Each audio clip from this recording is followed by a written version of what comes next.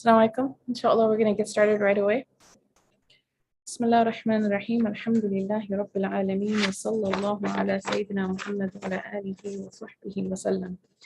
نوينا التعلم والتعليم والتذكر والتذكير والنفع والانتفاع والإفادة والاستفادة والحث على التمسك بكتاب الله وسنة رسوله والدعاء إلى الهدى والدلالة على الخير ابتغاء وجه الله ومرضاته وقربه وثوابه سبحانه وتعالى وصلى الله على سيدنا محمد وعلى آله وصحبه وسلم.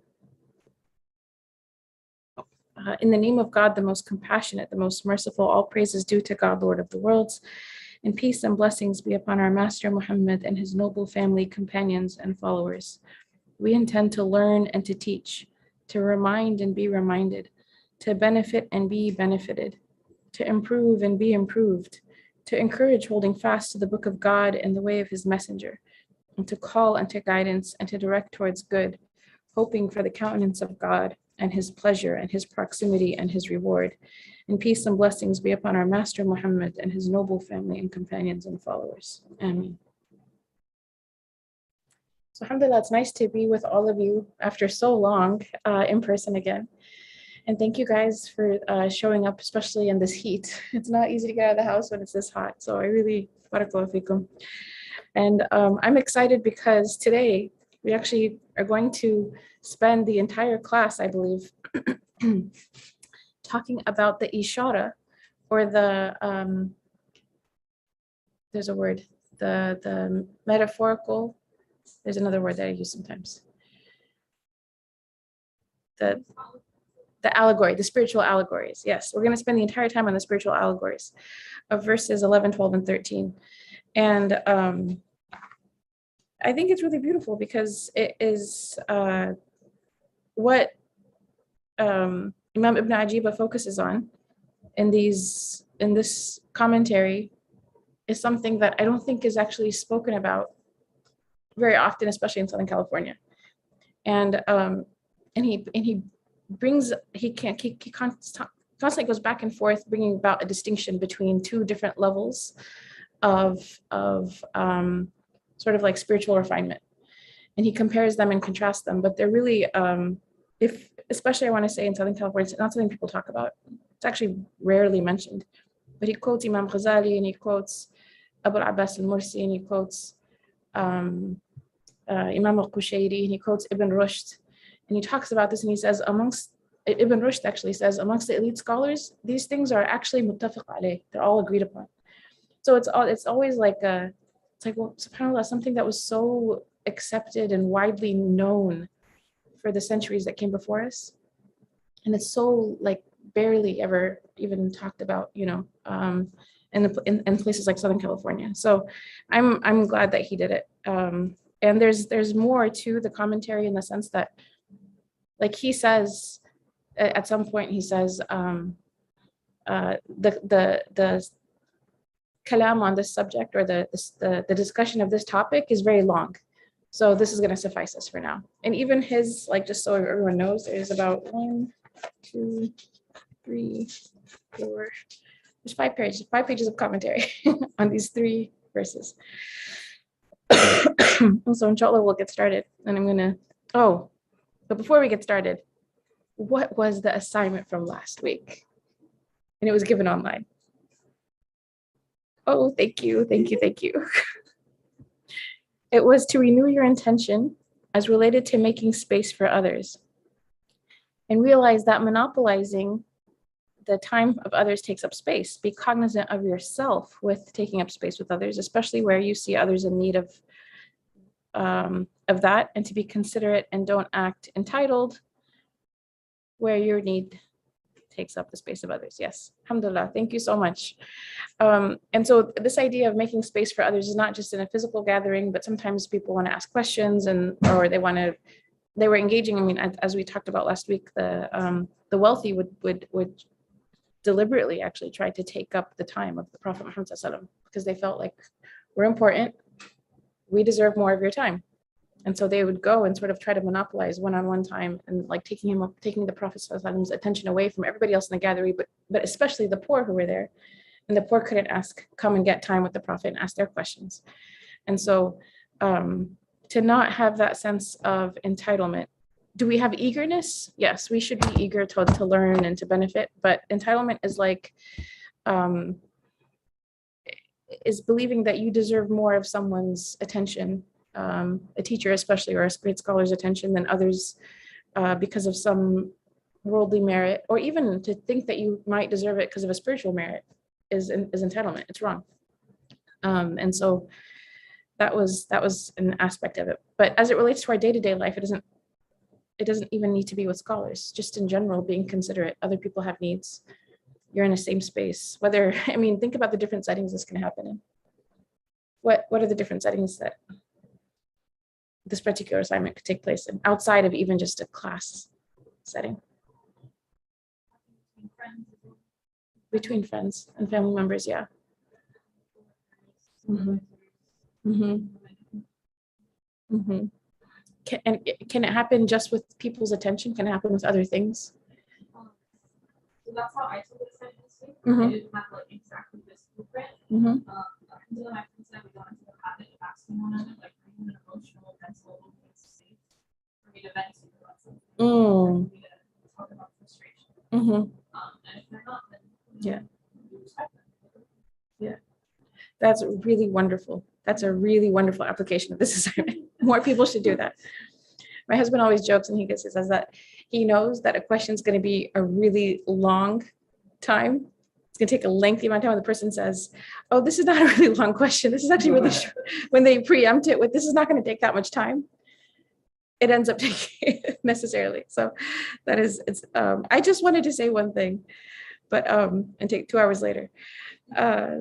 But that's a nice application between friends, just to make sure that we're in a situation that honors the other person's space. And alhamdulillah. Any other settings where this can come up in community life? Mm-hmm. Mm-hmm. Oh, on WhatsApp, yeah. Mm-hmm.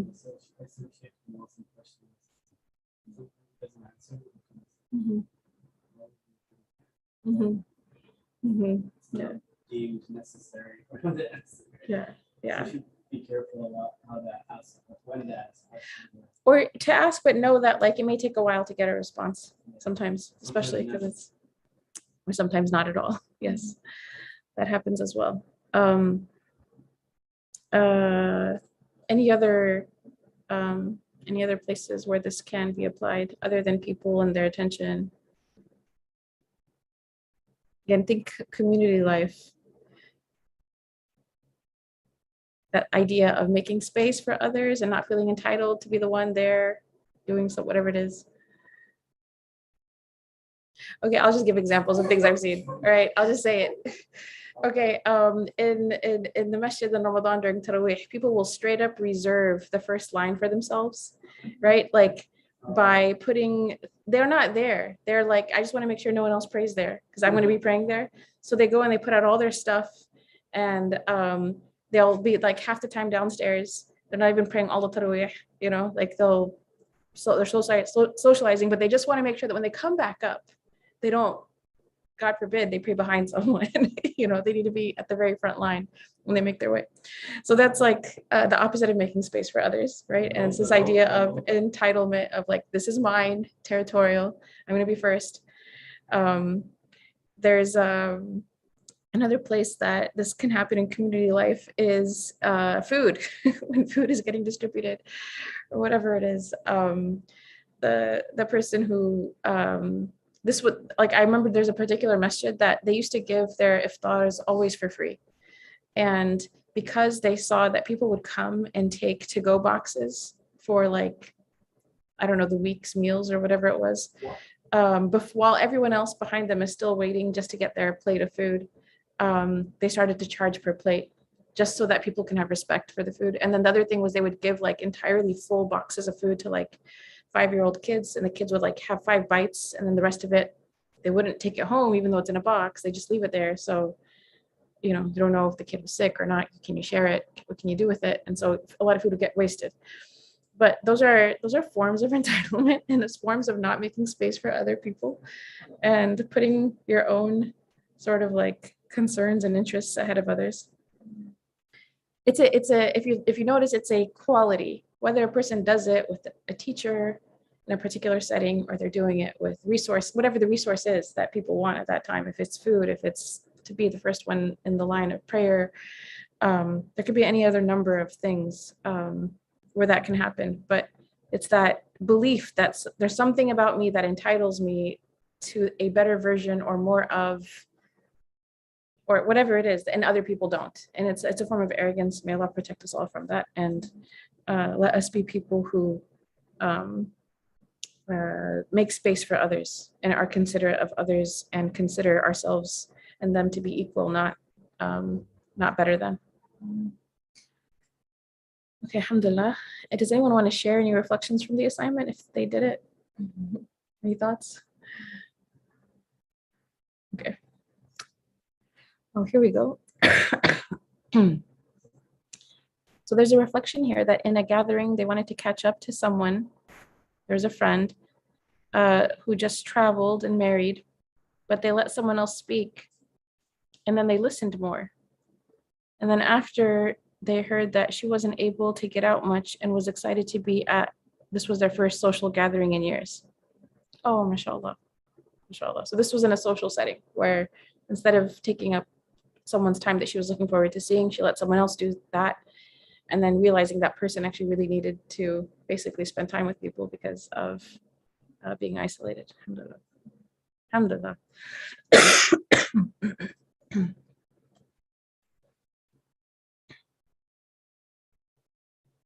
So I was going to say from personal experience, in situations where I've taken more space than I wanted to, or I intended to, because sometimes it's just not being aware of Q&A with a particular teacher or whatnot, and then realizing that I've delayed a bunch of other people from asking questions.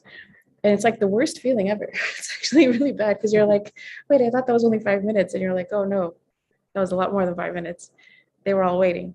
The feeling of regret from that is very strong because it's like, it feels like, you know what, next time I'm going to be conscious of everyone who's there. I'm going to limit my question to like what's actually needed, you know, and then this is not going to be the space to have like a social conversation, not social, but you know what I mean, a more casual conversation. This is just not that setting. Maybe a dinner or something is different when people are sitting around having dinner or whatever, but it's not the setting where people are coming in to ask questions. It's better to come very clearly with what those are going to be, and then to make space for others. So my personal application of this assignment is just regret and wanting to do better next time. Alhamdulillah.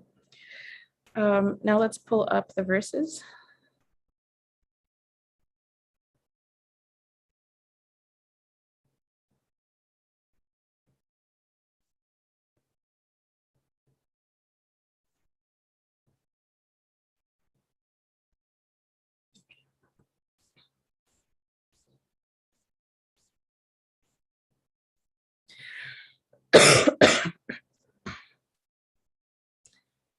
So we'll get started, inshallah. Bismillah ar-Rahman ar-Rahim. A'udhu billahi min shaitan rajim. Bismillah ar-Rahman ar-Rahim. يا أيها الذين آمنوا إذا قيل لكم تفسحوا في المجالس فافسحوا يفسح الله لكم وإذا قيل انشزوا فانشزوا يرفع الله الذين آمنوا منكم والذين أوتوا العلم درجات والله بما تعملون خبير. يا أيها الذين آمنوا إذا ناجيتم الرسول فقدموا بين يدي نجواكم صدقة ذلك خير لكم وأطهر فإن لم تجدوا فإن الله غفور رحيم. أشفقتم أن تقدموا بين يدي نجواكم صدقات فإذ لم تفعلوا وتاب الله عليكم فأقيموا الصلاة وآتوا الزكاة وأطيعوا الله ورسوله والله خبير بما تعملون. O you who believe, when it is said unto you, make room for one another in the assemblies, then make room, and God will make room for you. And when it is said, rise, then rise, and God will raise in degrees those among you who believe and those who have been given knowledge. God is aware of whatsoever you do. O you who believe, when you converse in secret or private conversation with the messenger, offer charity before your secret converse. That is better for you and purer. But if you do not find the means, truly God is forgiving, merciful. Are you apprehensive about offering charity before your secret converse? If you do not do so, and God relents unto you, then perform the prayer, give the alms, and obey God and his messenger. God is aware of whatsoever you do. So about these verses, Imam Ibn Ajiba mentions, what is said in a gathering of knowledge, he says, is said in a gathering of wa'adh. Wa'adh is like a spiritual and moral encouragement. He says, rather, it is the same because it is beneficial knowledge. So here he's talking about, some people distinguish and they say, oh, this is, I've literally heard people say this. They say, is this person teaching an ilm, like a science? Or are they doing wa'adh? Wa'adh is like moral encouragement. And so in what Imam Ibn Ajiba is saying is that they're actually the same. Wa'adh is a form of sound knowledge. Like even if it's sound spiritual and moral encouragement, that's also a gathering of knowledge. And he says, because it's beneficial, and that is the definition of real knowledge, is that it has benefit. And he says, if someone comes to a majlis of learning, a gathering of learning, and that has a teacher, has a sheikh, and they find an opening in that circle, then they sit there. But if they don't, then they sit behind the circle, even if that is with the sandals. They don't go and try to squish into others. They don't like disturb everybody else in the gathering, or they don't try to like climb over them and get in front of them. And they don't make other people stand up for them. Except if the sheikh commands them and actually tells them, you come over and sit over here. And so the sheikh may tell that to a student that they see further away, say, you come sit here, sit closer, so that that student can then benefit more. And then Imam Ibn Ajiba mentions that person should come forward, but in a gentle way and with adab. So why did he emphasize doing so with gentleness and with adab? Yeah, but yes, why is he mentioning that as far as like sitting closer? The sheikh says, can you come sit over here? And gives him a spot that's close by. Why should he do so in a gentle way, with courtesy, with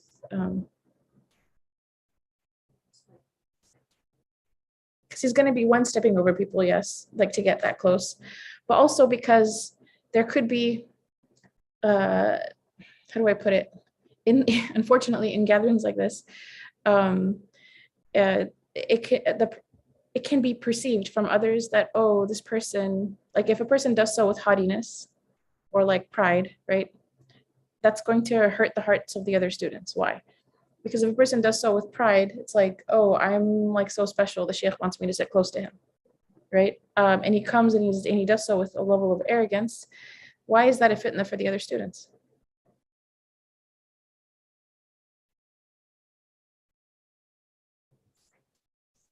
It can incite jealousy. It can also incite like, how is that? Why is a person who's so proud and arrogant getting special treatment from the sheikh?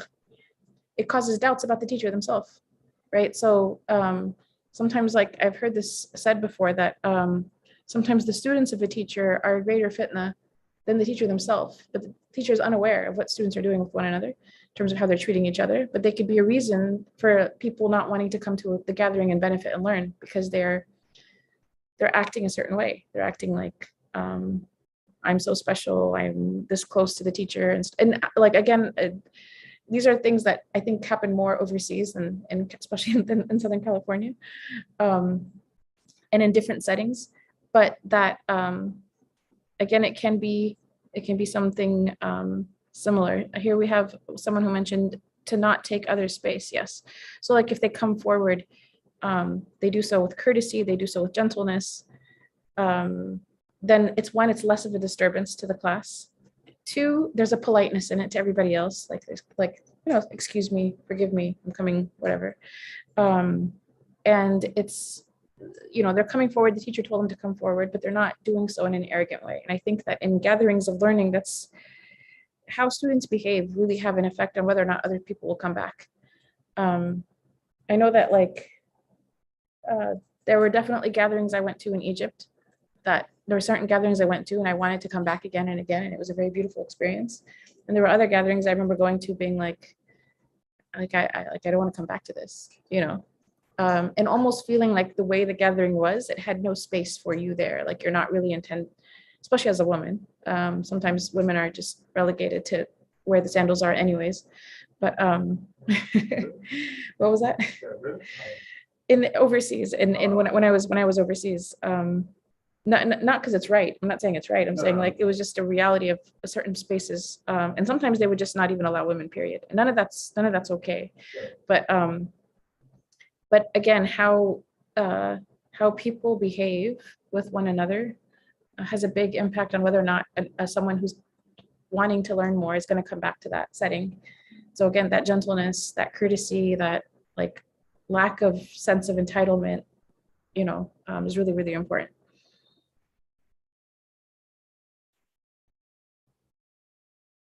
One of the main reasons why people will dislike people practicing Muslims will kind of distance themselves. We know that we've talked about this a lot in class. Practicing Muslims will distance themselves from community life is because of being treated harshly by other Muslims, or being treated kind of like we're better than you, or judged, or whatever it is. So there's many different manifestations of that.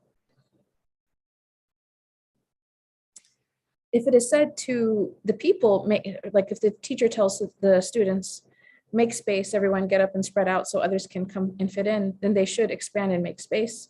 And Allah will make space for them and expand for them in knowledge, in spiritual proximity, in their character, in their rank with God, in all matters of their existence. And he says, in all that people seek expansiveness in.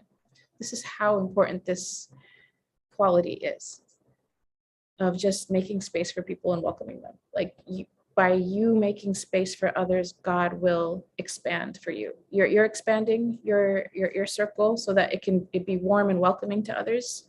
All of the beautiful qualities and things in this life, and spiritual and material. It says all that people seek expansiveness in, God expands for them. It's a big deal.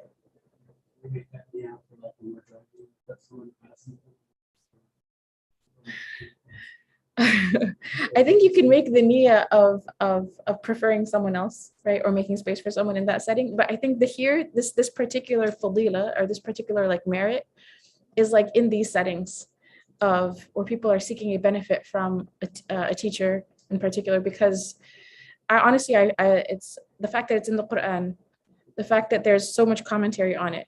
Like he goes on for the next I don't know how many pages about this, and just think about if you've ever had a negative experience in a Muslim space where you're going to try to benefit and other people are not being very nice to you, or like forget considerate, they're being the opposite of that. They're kind of like boxing you out in whatever way, or you feel judged by that. Like there's a lot, we underestimate it. We're like, oh yeah, just toughen up, you know, but it's like, no, that's going to cause a person not to want to come back, not to want to learn. Think about like all the different obstacles it takes to get to a circle like this in the first place. That's why they call it talab, right? Like talab is seeking, right? Talab al-ilm, seeking knowledge. I'm not even referring to this because our gathering, inshallah, our gathering is one of learning, but the gatherings where this really applies to is when like the great sheikhs come. And you know, like think about, for example, Imam Zaid when he comes, or Dr. Amr when he comes, or you know, Sheikh Mukhtar Maghrawi, or any of these other like giants that we're blessed to know in America.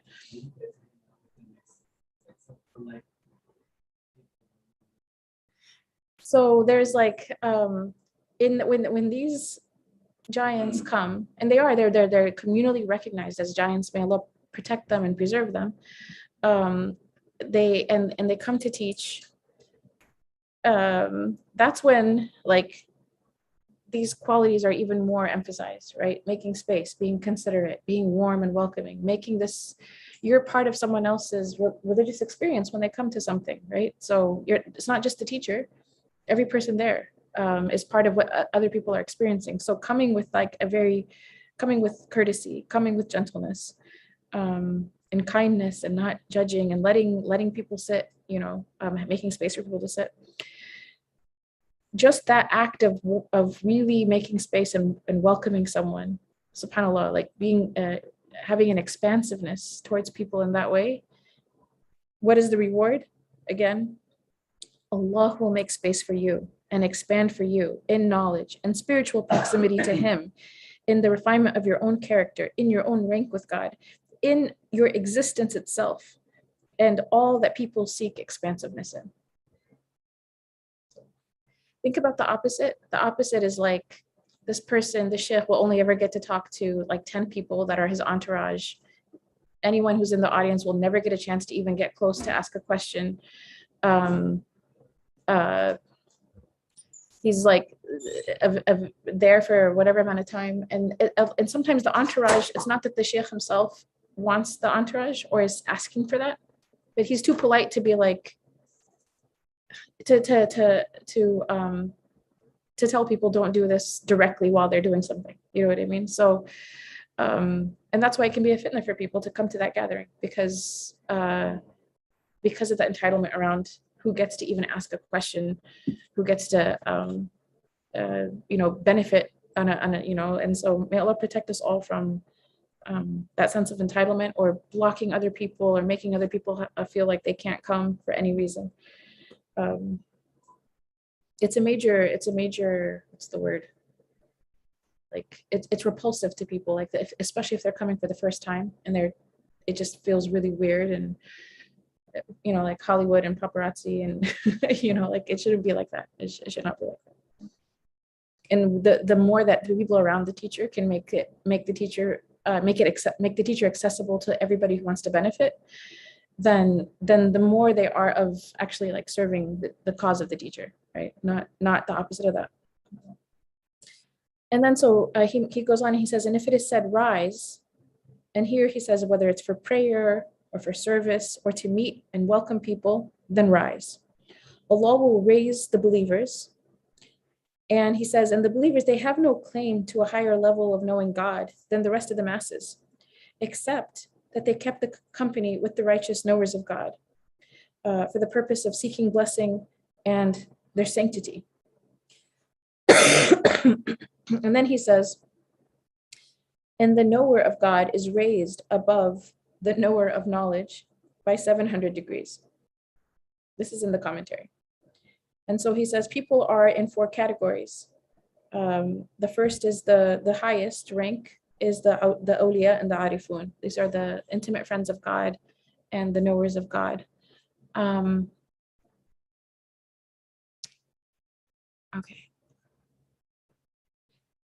The second is the ulama, the scholars. The third is the salihun, the righteous. And the fourth is the rest of the believers, the generality of the believers.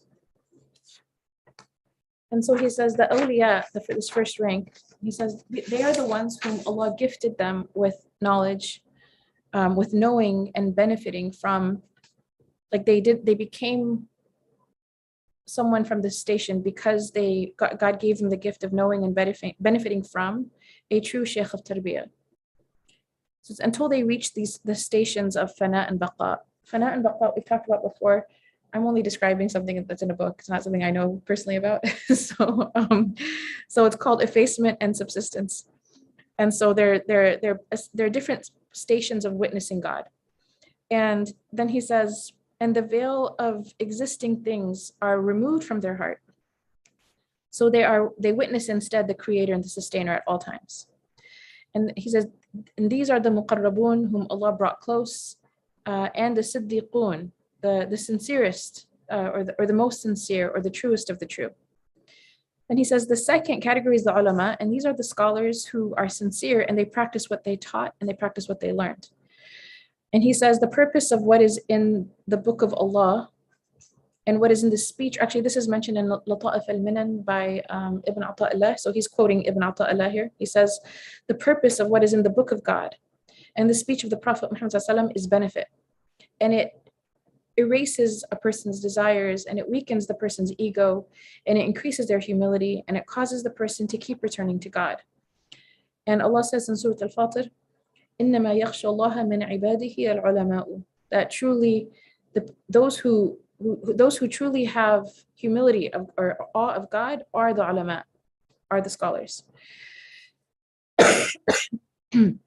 So he says, so don't consider someone who has no khashya, who has no humility in front of God as a scholar, and don't consider what they have to be knowledge, like true knowledge. They can have information. They can have information. A lot of people can have information, and there's so much information on the internet, but that's not true knowledge. And he says the evidence of sound knowledge is sound knowledge that is for Allah is khashya, is this humility. And the evidence of khashya is so it's humility in front of God, or like an awe or reverence of God. He says the evidence of khashya is obedience to his commands. So then there's knowledge, religious knowledge, by which a person can have a goal or an objective or personal interest in this life, like career advancement, like many things. He says flattery of its leaders, aspirations to gain praise, to have a following, to have wealth and riches, to have bragging, to be able to brag about things and about their increase, to have long hopes in this world. Long hopes meaning like these things that they're planned to do in the future, but it's all like based in this world. And it's a forgetting the akhirah. And he says, and who can be farther than this description from being an inheritor of the Prophet Muhammad sallallahu alaihi wasallam, and or from being inheritors of the prophets. And he says, does inheritance go to an inheritor except that the inheritance has the same qualities it had before it was inherited, right? So like if someone inherits, for example, a house, right, it's going to be the same house that the person who passed away left behind, right? It's not going to be a different house. It's not going to be a trashed house. It's going to be the same house. So knowledge is the same way, that this is very special knowledge that the prophets passed on. So it will retain its nature, right? So because it retains its nature, it cannot be passed on except that it retains that, and then it will be inherited properly. It cannot actually be inherited improperly, otherwise it won't be inherited in the first place. They didn't get it. And he says people who are like this, the people who took like a lot of information and or studied, but they had all of their I shouldn't say all, but even if a good portion of their how did this happen? I do not know how this happened. What was that? Okay, thank you. So people who are like this, he says, and this is actually a narration of the Prophet Muhammad sallallahu alaihi wasallam, the people who do so for worldly benefit or worldly gain. Oh, is it locked? I think he will.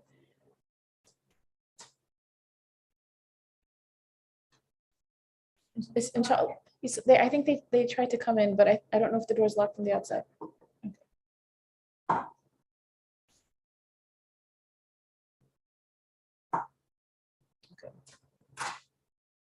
Okay, it's good. Alhamdulillah. Thank you so much. So he says people who are like this are like candles. Now we always say we have a good image of a candle, right? But he's saying no, the people who they take religious knowledge, but they have worldly purposes behind it, not spiritual purposes or the afterlife as their purpose. They're like candles, and they light the way for others. They actually will light the way for others, but they'll burn themselves out, right? So other people will know where to go. They will actually show them the right way, but they'll burn themselves out. May Allah protect us from this. He says, the one who has this kind of knowledge, Allah will make their knowledge as an evidence against them and not for them, and the reason for their increased punishment. And he says, and don't be deceived. This is also kind of scary. Again, may Allah protect us all. He says, and don't be deceived that this person could benefit people near and far. As the Prophet ﷺ said, verily Allah aids this religion even by a licentious man. Inna Allah yu'ayyidu hadha ad-din bi rajulin fajir. That Allah can use even a terrible person to serve his religion. And he will do a good thing, but he's a fajr. Like he himself, doesn't mean that he is himself like practicing those things. And that's related in Bukhari. So he says the example of one who spends 40 years learning and studying and teaching, and they don't practice it, is like the person who spends 40 years renewing their wudu, not praying a single prayer from it. Because the purpose of knowledge is to practice it, just as the purpose of wudu is that so one can pray. And once someone asks Al-Hasan al-Basri a question, and they told him after Al-Hasan al-Basri, this is a famous person from the Tabi'een who was considered as like from the most righteous of his generation. They asked him a question, and then he gave an answer, and then the person said, the fuqaha disagree with you, like the scholars disagree with you. So Al-Hasan said, woe to you, wayhak, have you met a single faqih? Have you even met one? And then he said, the faqih is someone who realizes God's commands and prohibitions. They're not just someone who knows them, but they realize them, they actualize them. And so also Abu al-Abbas al-Mursi, Shaykh Abu al-Abbas al-Mursi, he said, the faqih is the one whom Allah removed the veil from their heart so they witness the kingdom of God. And this is like, this is confusing. Why? Because we said there's the awliya, right? And then we said there's ulama, and there's ulama that the indication of their righteousness is that they actually follow and they practice what they are teaching, right? Here, oftentimes the word faqih, especially in like Islamic studies, is used as someone who faqaha fi din, right? They have a deep understanding of the religion, and specifically they have a knowledge of, like when they say fiqh, they're talking about do's and don'ts, the madhabs, things like that, right? So here he's saying the faqih is the one whom Allah, so he's using the same term, but he's saying that the true faqih. So does it mean that someone who Allah has not removed the veil from their heart, so such that they're always witnessing God, is not a faqih? No, that person is also, they can be a faqih in the Hanafi school or the Maliki school or whatever, and any of the madhab. But this is a higher level. This is the one who has basically the scholarly knowledge as well as the spiritual station of the category above them, which is the awliya and the arifun, so those who know God. And so he says, so the scholars who are sincere, who know God through, this is another long discussion. Let me see, I think I skipped. Let me check the time real quick. Okay. So the scholars who are sincere and they know God through evidences, he says their rank comes after the rank of the awliya who know God from direct experience and witnessing. Right? So there's a person who Allah has given that to them. They experience him at all times. They are in constant remembrance, and it's not something they need to even put effort in. That's a station that God has like conferred upon their hearts. That is someone who knows God from direct experience. The scholar is someone who knows God through evidences, verses from the Qur'an, interpretations, tafsir, theology, right? So the scholar still has a high rank, but the one who has direct experience of God is considered of higher rank. And so here he says, and then he says after that, there's the righteous of good character. He calls them the al-abrar. Do you know the word bir in Arabic? It's like good behavior. Abrar, so it's like one of the adjectives of the righteous, when you say salihun, they're righteous, is that they have beautiful character. They have good character. And so he says, then after that is this category, and this is also considered a high category. He says the aliyun in paradise are people who have pure hearts, and they're people who have basira. God has opened their insight and purified their path through their struggle and their practice. And it's people from this category, for people who are righteous. They will take a path to God, a spiritual path to God, in terms of their practice and their struggle and their striving. And God will take them from this station to which station? Do they have to become scholars? Or can they become a wali even though they're not a scholar? They can become a wali even though they're not a scholar. They will practice and they will know the religion, because in order to practice the religion, they have to know enough of it to put it into their own life. So they will do what's right. But God will take them from this station until they witness him, the real, and they know him. And in Surah Al-Zumar, Allah mentions فبشر عباد الذين يستمعون القول فيتبعون أحسنه أولئك الذين هداهم الله وأولئك هم أولو الألباب. These so give glad tidings to the servants, those who they hear the speech and they practice what the best in it, and they are the ones whom Allah has guided, and they are the ones who have albab is like the people of perceiving hearts. And so he says there are people who they need dalil, they need evidences in order to accept God. And these people, they're less than the people who directly experience God. And then the people who follow the people of dalil, right? So people of dalil are usually scholars or advanced students, right? They understand the evidences, and then because they have the evidences for God, they accept God.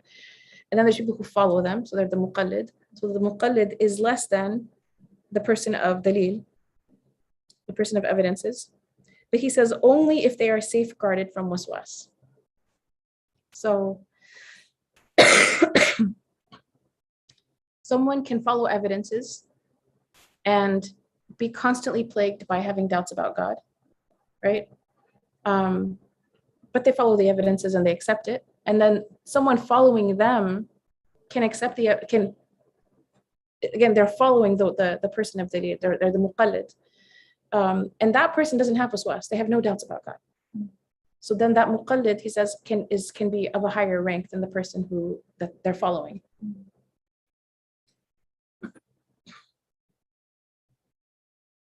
Imam Ghazali, Imam al-Qushayri, and Ibn Rushd, they all agreed on this hierarchy. That first comes the prophets, and after the prophets are the awliya, and after the awliya are the ulama, the practicing, the al-ulama al-amilun, they call them, the ones who actually did what they learned. And then after that is the salihun, the righteous, and then after that is everyone else. In Ibn Rushd, he says the knowers of God, their rank is higher than the knowers of the rulings of God. And he says the statement of Imam Ghazali, and Imam Ghazali is the one who first, or not, I shouldn't say first, but he's one of the scholars who mentioned this particular order. He says the statement of Imam Ghazali is muttafaq alayh, it's agreed upon by all the scholars, that the knowers of God are higher.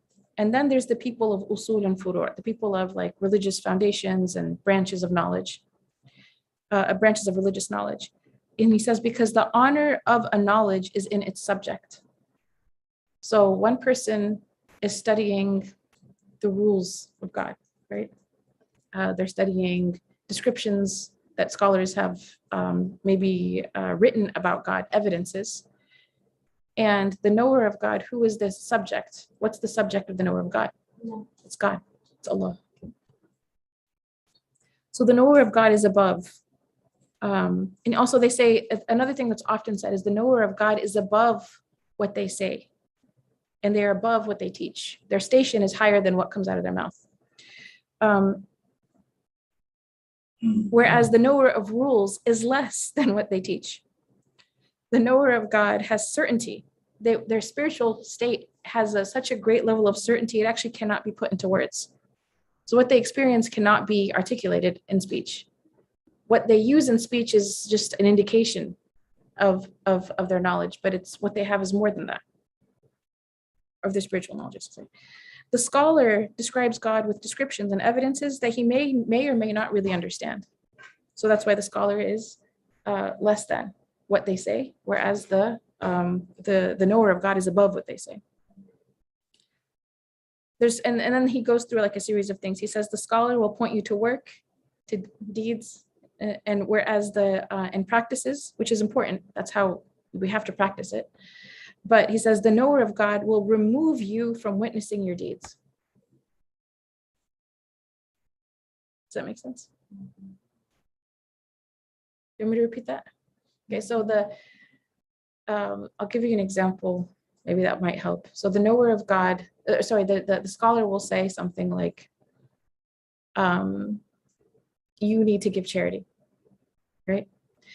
The knower of God, when you're with them, you don't see your actions, because when you're with them, their state of remembrance of God is so great that even if you're giving charity, that's not what you're seeing. You are what you're experiencing is remembrance of God. Even if you're doing all kinds of good deeds, but you're not seeing your deeds because you are in God's remembrance. Or you may see that God is doing things through you, or you may see what God is doing. Or you don't see yourself as the agent doer. You see God as the cause of all causes. And that's the next one. It says the scholar points you to asbab, right? A scholar may say, take this medicine. You need to take medicine. But the knower of God will direct you to musabbib al-asbab, the cause of all causes. The knower of God will point you to who allowed this medicine to work. And then and then he says, before visiting these kinds of people, and this categories, the great sheikhs that are the guides, so it's good to give sadaqah and a charity. And I remember, like, there's a teacher that I didn't know about giving gifts. I didn't know that there's like any kind of merit. It's a particular love language that I have, like when I was a kid, if I had a friend in school and I liked them, I just gave them things. So I remember benefiting from a particular teacher, and I kept buying him and his wife presents. And they finally were like, okay, stop. Don't. They said it in a polite way. They were like, if you ever feel the need to like give us something, if you want to just donate to this particular cause, there's an institution they work for. It's a nonprofit. It's an amazing organization. They're like, you can just donate there if you really feel like you want to give us something, and just donate and do like make dua for us or do it in our name, and that would be more than sufficient. And so I remember at the time that I heard that, I was like, that is such a cop-out, like in terms of, like that's not a gift. Like that's a donation. It's not a gift. And I didn't realize, because I don't know how to describe it. Like I didn't realize that for them that's a very meaningful gift. For them, that's a truly, truly, truly meaningful gift. I just thought maybe like they just don't want to get so much stuff. But anyways. So, but here it's interesting. When I read the commentary, I laughed because he literally says give sadaqah, like go and give to a good cause. And particularly if it's one that that they're teaching you about, because then it like the reward for that could be also in their mizan, right? So if they have encouraged you, for example, for the homelessness, whatever cause it is, it could be whatever that is, but just giving sadaqah is a good thing. And before visiting them. And he says, because it's the key for a downpour of gifts, just like a bucket. He says you can't pick up water except with a bucket. Right. So it's like you can't get this downpour of spiritual gifts except by like expending something in charity before you meet them, because in that there's a secret. And he says that is better for you and purer for your hearts than stinginess. But if you find nothing, then Allah is forgiving and most merciful. And if you find it hard to give charity before meeting them, and you find it heavy on your nafs, and Allah has actually lifted this ruling from all of us, like the fact that like making this a mandatory thing, He's lifted it from us. So so you visit them without giving sadaqah, then at least pray. Right? And he says here what's talked about is the prayer of your heart, to have ta'zeem, to be present with God when you're going to be with these types of teachers. At least then he connects the concept here of فَأَقِيمُوا الصَّلَاةِ. He says أَقِيمُوا صَلَاةَ الْقُلُوبِ, like the prayer of your heart, which is to be present with God and to have awe of God when you're with them. And then he says to give zakat of your body, right? It says وَآتُوا الزَّكَاةِ, and he says the zakat of your body is in serving everyone that's there. So you would serve the teacher, you would serve the students, you would serve whoever's there. You'd be of service to the people in that gathering. And then he says, and obey Allah and obey his messenger and obey the khulafa of his messenger, obey the inheritors of the messenger in what they encourage you to. And then he says, and Allah knows all that you do, and Allah is aware of whatsoever you do. And so this was the allegorical commentary for these three verses.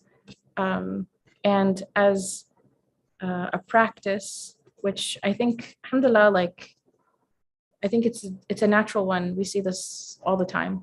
Alhamdulillah, is that if you're in a gathering of that you feel like there's benefit in it, to make the intention to be of service to the others in that gathering in whatever way. It could be, we do this at the majlis, so it's already there, like it's already like part of the organization. But whether it's like giving people snacks, whether it's cleaning up after people leave, or helping people find their way, or whatever way that you can be of help to someone else, it's in a particular gathering of benefit, to do that. And like service is often the thing that everybody, like when you think about what is khidmah, like what is service, it's something that people would like or they need, right? But it's also something that maybe a lot of people don't want to do. It takes a little bit of extra effort to do it. But at the same time, you doing it is something that they appreciate and will greatly benefit from, at whatever small or large capacity. So it could be the simplest thing. Thank you guys for getting water and tea. But it's, again, not just, it says in here, not, it doesn't, I'm very, very far, by the way, from the categories that we're talking about here. I think I land in Amat al-Muslimin and we're reading a book together. But in terms of like intention to serve others in gatherings of benefit, this is something that we will all, inshallah, benefit from. And it doesn't have to be at the majlis. It could be outside of the majlis. It could be in your home. It could be with your family. It can be in the masjid. That can be wherever else you gather throughout the week before Tuesday. So you have to do it before next Tuesday. But coming with that intention that this is the zakat I'm going to pay with myself, with my body, because of, honoring the blessing of being in a gathering of benefit, inshallah. So that's the assignment. Does anyone have any questions?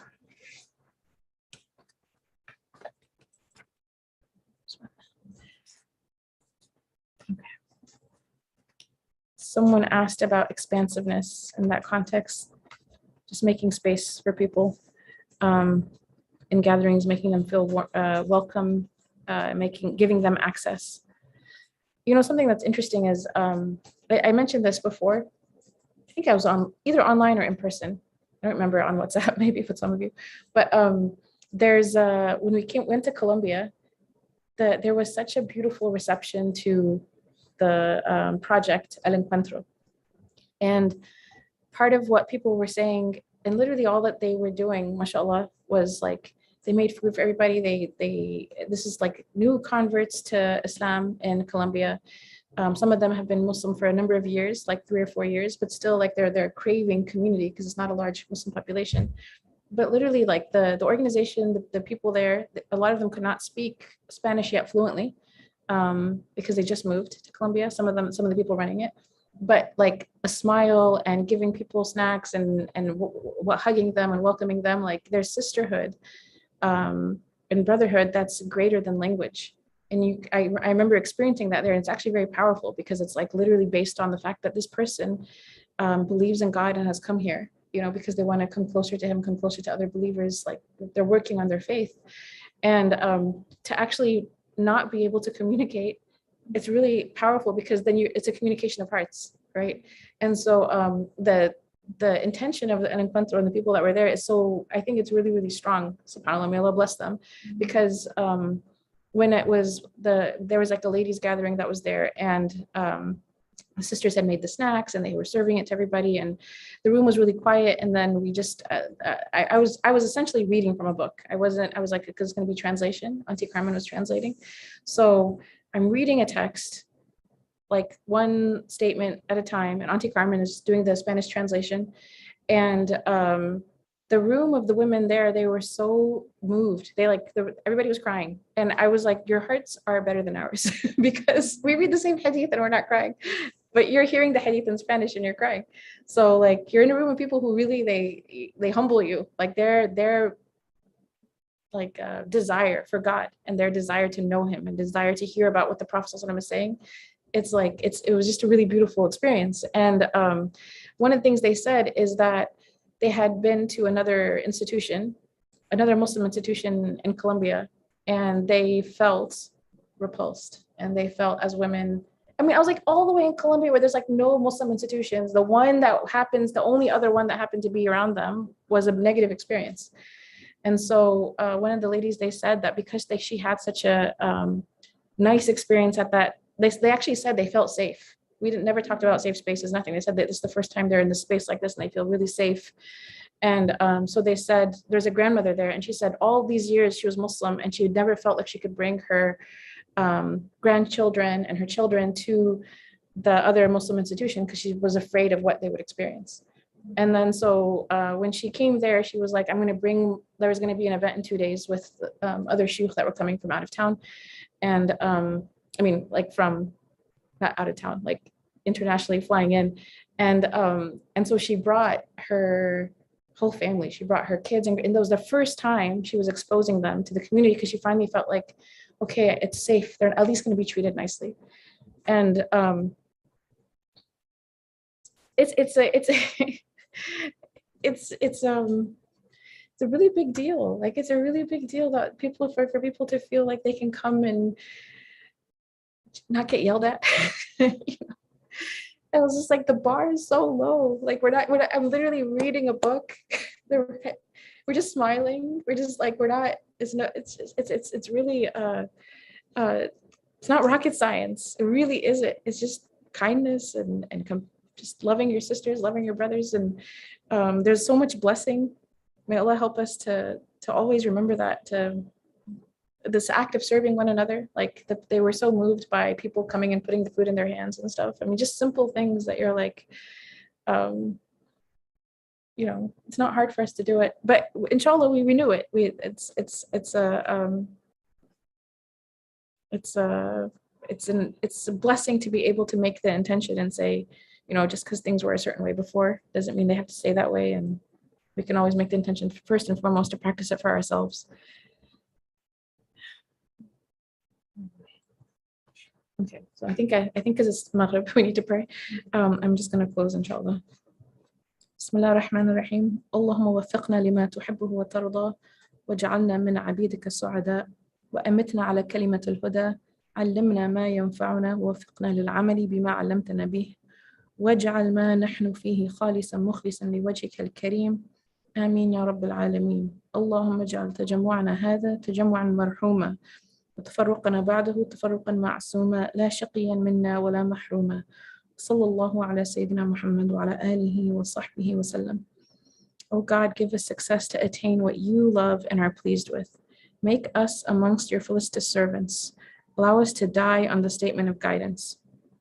Teach us what will benefit us and give us the success to act upon what you have taught us. Make that in which we are engaged pure and devoted to your noble face.